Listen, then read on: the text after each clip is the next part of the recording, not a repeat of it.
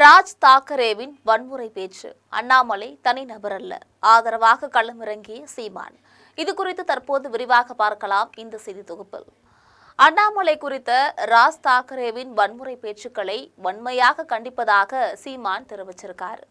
இது தொடர்பாக அவர் வெளியிட்டிருக்கக்கூடிய பதிவுல, மண்ணின் மைத்தர்களே மண்ணை ஆள வேண்டும் என்பதே ஒவ்வொரு தேசிய இனத்தின் இறையாண்மை கொள்கை, ஒவ்வொரு மாநிலத்தின் முதன்மையான உரிமை.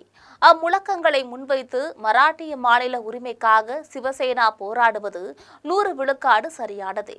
அதே போன்று மராத்திய மாநிலத்தில் இந்தி திணிப்புக்கு எதிராக போரிடக்கூடிய சிவசேனா கட்சியின் தாய்மொழி கொள்கையும் 100 விழுக்காடு சரியானதே. தேசிய இனங்களின் உரிமைக்காக போராடும் அனைத்து தேசிய இன மக்களின் கருத்தோடும் உடன்படுகிறோம். தேசிய இனங்களின் உரிமை மீட்புக்கான போராட்டத்தில் மராத்திய மாநில உரிமைக்காக குரல் கொடுக்கவும் துணை நிற்கவும் தயாராக உள்ளோம். ஆனால் மும்பை மாநகராட்சி தேர்தல் பரப்புரையின் போது அம்மண்ணில் நின்று தமிழ்நாடு பாஜகவின் முன்னாள் தலைவர் தம்பி அண்ணாமலை மும்பை மராத்தியர்களின் நகரம் அல்ல, பண்பாட்டு நகரம் என்று பேசியது அவருடைய தனிப்பட்ட கருத்தாகும். அதை ஏற்பதும் எதிர்ப்பதும் அவரவரின் ஜனநாயக உரிமை. ஆனால் மும்பைக்கு வந்தால் தம்பி அண்ணாமலையின் கால்களை வெட்டுவேன் என்பதெல்லாம் கடும் கண்டனத்திற்குரியது. தம்பி அண்ணாமலையின் கருத்தியல் கோட்பாடு, அரசியல் நிலைப்பாட்டில் நாங்கள் முற்றிலும் முரண்படுகிறோம்.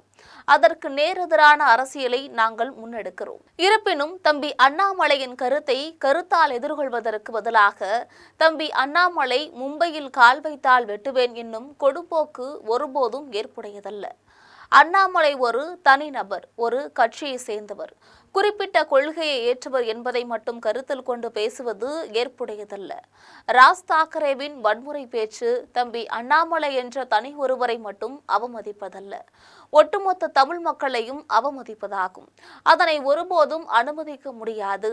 மக்களை வழிநடத்தும் மதிப்புமிக்க தலைவர் பெருமக்கள் வன்முறையை தூண்டும் வகையில் பேசுவது சரியானதல்ல.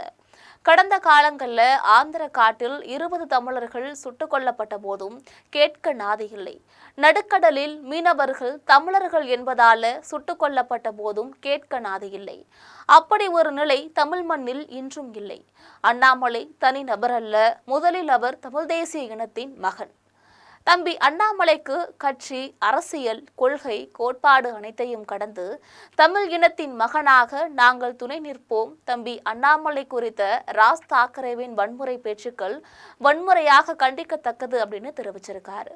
இது பற்றி உங்களுடைய கருத்துக்களை மறக்காம பதிவிடுங்கள்.